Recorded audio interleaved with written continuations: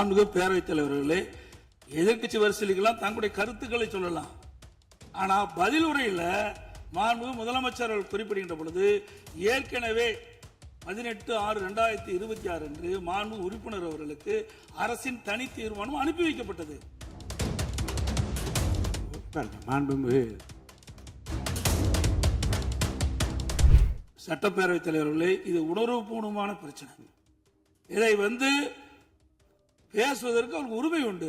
ஏன்னா டெல்டா மாவட்டத்தை சேர்ந்தவர், இதில் பாதிக்கப்படக்கூடிய நபரும் அவரும் ஒன்று. ஆகவேதான் உணர்வுபூர்வமான பிரச்சனையை அவையுடைய கவனத்துக்கு கொண்டு வராங்க.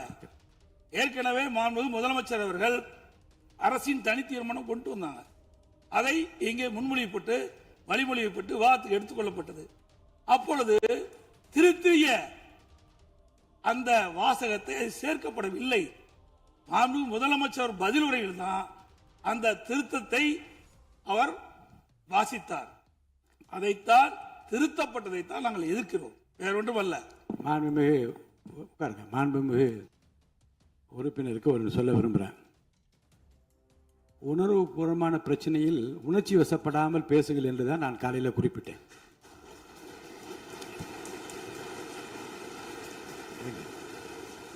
இன்னொன்று, இந்த மேகதாது பிரச்சனையில் மாண்புமிகு முதலமைச்சர் அவர்கள் எல்லாருடைய உணர்வையும் புரிந்து கொண்டுதான் இந்த நேரத்தில் தான் இதை நிறைவேற்ற வேண்டும் என்று காலத்தின் நேரத்தை பார்த்து சரியான தருணத்தில் இந்த தீர்மானத்தை முன்மொழிந்தார்.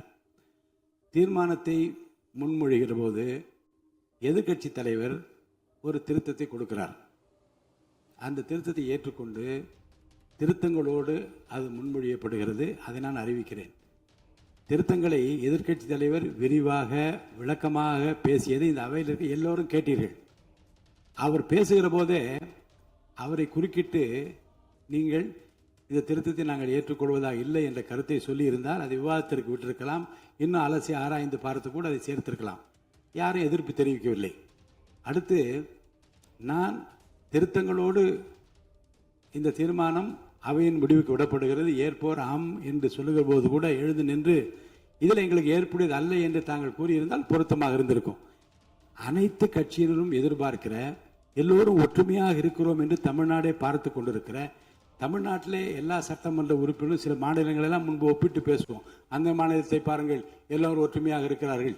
இந்த மாநிலத்தை பாருங்கள், எல்லோரும் ஒற்றுமையாக இருக்கிறார்கள். தமிழ்நாட்டில் இப்படிப்பட்ட ஒற்றுமை வேண்டுமே என்று இயங்கிக் கொண்டிருக்கிற மக்களுக்கு எல்லோரும் ஒரு சேர நின்று ஒரு தீர்மானத்தை ஆதரித்த ஆம் என்று சொல்லிய பிறகு அந்த தீர்மானத்தை ஒட்டி இங்கு பேச அனுமதிப்பு மறவது அல்ல. விதிகளிலும் அது இல்லை. இருந்தாலும் கூட ஏன் அனுமதித்தேன் என்றால், நீ உரிமை பிரச்சனை என்று காலையில் கொடுத்தீர்கள். அந்த உரிமை பிரச்சனையை எழுப்பதற்கு நான் அனுமதி தருகிறேன். அவை முடிவதற்குள்ளாக அனுமதி தருவேன், அமருங்கள் என்று நான் சொன்னேன். நீங்கள் வெளியேறிய பிறகு இங்கே உறுப்பினர் கருத்தை எல்லாம் தெரிவித்தார்கள். மாண்புமிகு நீர்வளத்துறை அமைச்சர் விளக்கமாக இன்னும் விரிவாக மக்கள் ஏற்றுக்கொள்ளத்தக்கவே அந்த விளக்கத்தை எல்லாம் அளித்தார். அதைவிடவும் பொதுப்பணித்துறை அமைச்சர் சட்ட ரீதியாக என்னென்ன நடவடிக்கைகள்லாம் ஏற்றுக்கொண்டார்கள். திராவிட முன்னேற்ற கழக ஆட்சியில் எப்படி ஒருங்கிணைப்பாக இருந்து இந்த கருத்துக்களை எல்லாம் சொன்னார்கள். முன்னால் அனைத்து இந்திய அண்ணா திராவிட முன்னேற்ற கழக ஆட்சியில் என்ன நடந்தது என்று இந்த பிரச்சனையில் அடிப்படையில் இருந்து நுனிவரை எல்லா விஷயங்களையும் அலசி ஆராய்ந்து பார்த்து இங்கே அவையிலே பேசிவிட்டார்கள். என்னை பொறுத்த வரைக்கும் மேகதாது பிரச்சனை பற்றி திரும்ப பெற்றுக்கொள்ளுங்கள் என்ற வார்த்தையோ, திருத்தங்களை ஏற்றுக்கொள்ள மாட்டோம் என்று சொல்லுகின்ற வார்த்தையோ உகந்தது அல்ல.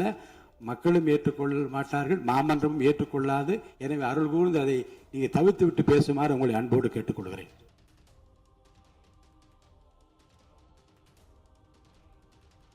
மாண்புமிகு பேரவைத் தலைவர்களே, எதிர்க்கட்சி வரிசைகளுக்கெல்லாம் தங்களுடைய கருத்துக்களை சொல்லலாம்.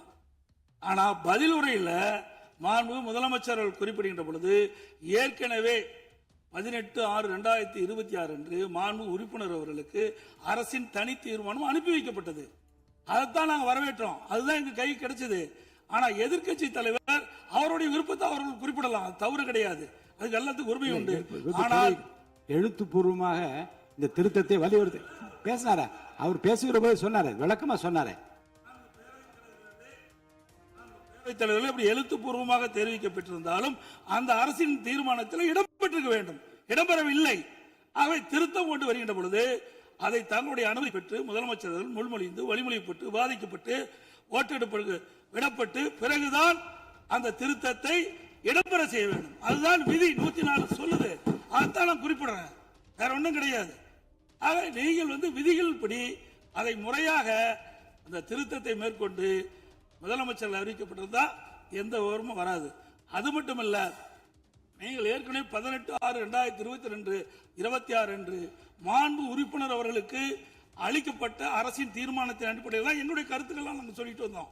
எல்லாம் இங்க இருக்கிற இங்க இருக்கின்ற அனைத்து எதிர்க்கட்சி உறுப்பினர்களும் அதான் தெரிவிச்சாங்க.